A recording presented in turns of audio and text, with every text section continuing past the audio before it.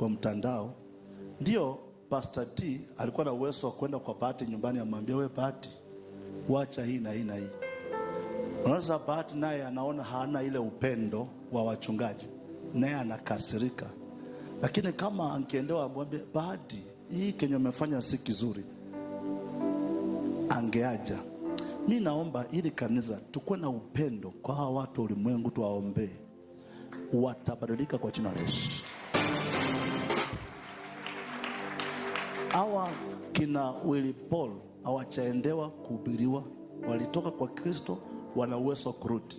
Kina Bahati wana uwezo nini? Kurudi. Lakini sisi kama makuhani tunaweza kuwasongesha mbali. Kuna waimbaji wengi hapa, wengi mnawajua kina nani, hata wakisiwa kuku.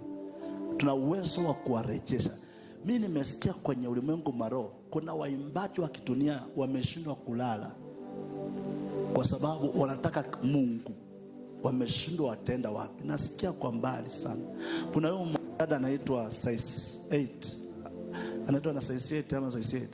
Unajua alikuwa mwimbaji wa kimataifa, lakini sasa hizi ni mwimbaji wa injili na ni pastor wa injili. Tuna uwezo sisi kuwaombea na wakatoka Nairobi wale wamekataliwa hawa imbaji.